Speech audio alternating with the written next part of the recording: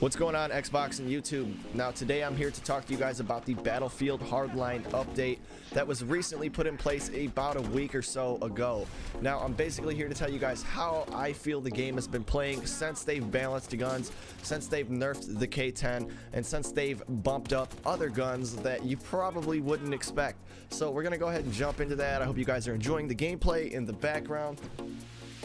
But we're first gonna start off with the obvious. Yes, guys, the K10 has been nerfed, but not as bad as you probably think. Now, based off this gameplay that you're seeing, this is after the patch had been put in place, and to be honest with you, the only time I've ever noticed the K10 not acting exactly the same as it was before is when you're trying to shoot people at, let's say, 30 to 35 to even 50 feet. Anything past 35 feet in the game, the gun starts to just drop off with all of its power, unlike before the patch when the K10 you could literally snipe people off of the top of buildings across the map. So they have actually tuned down the gun as far as long range shooting goes. The K10 has now been nerfed, so that way it's only really powerful in the areas it should be, close quarters and mid range kind of gunplay, but nothing beyond 35 to 40 feet. So the K10 has basically just been nerfed as far as long range goes. So the gun is still very, very popular, very accurate, and very powerful.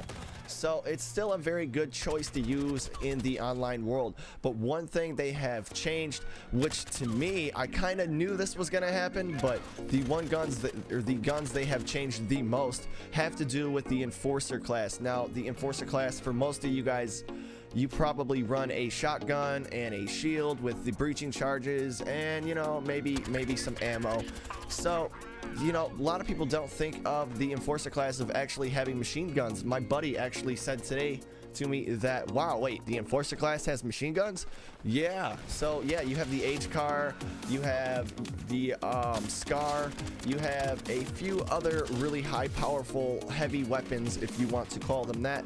But before the patch, these weapons had terrible recoil from left to right, up and down, in any fashion you possibly could get recoil. These guns had it.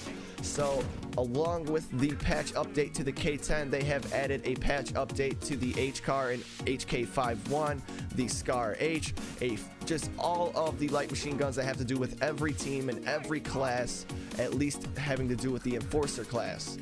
So they have actually bumped up all of the heavy weapons. They are now almost too strong, but they take some power and control to actually use accurately. So maybe there's some skill zones involved there. As you guys can see on screen, during some points of the video I will be using the H-Car or the HK51. So you guys can like kind of make your own little estimate on why or what the reasoning is behind the power on these guns. But yes, they definitely have upgraded the H-Car and HK51 for sure, at least in the areas of recoil. The gun shoots a lot more straight now, so that way, you know, it combined with the gun's power, because even before the patch, the H-Car, the HK51, the Scar H, etc., they all were extremely powerful on single shot. You could kill somebody with 3 to 5 shots at a good reasonable distance. So most people really enjoyed just using it as a single shot, but it didn't do the gun justice. If you got into a close quarters battle, you would easily lose because of the heavy recoil on your gun. So they have now done all of that and a few other minor tweaks, like they have taken the RPG ammo in the back of your vehicle while playing Hotwire or other modes like Conquest Large. They have reduced the amount of RPG ammo you can carry in the back of your car from two RPGs to one RPG.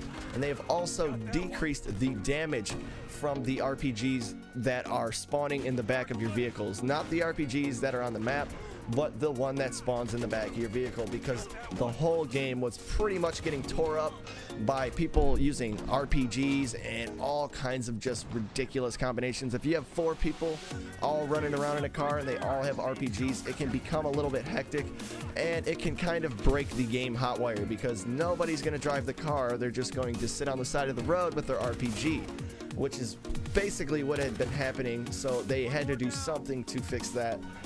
But with that being said, guys, we have pretty much covered all of the major updates that came out with the first patch for Battlefield Hardline. Now keep in mind, there are going to be more patches coming out, and there are several other things that I did not mention in this video, but don't necessarily ring a bell with everybody. It's not necessarily a highlight.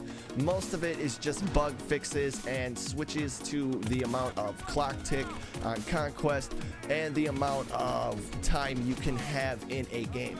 So just a lot of the other things that were in the game are very, very minor, other than, you know, the RO33, I believe it is. It's the first assault rifle you get with the operators class. That has also been bumped, so that way it has less recoil and more damage, which I'm not sure why, but they have also increased the damage on the RO33.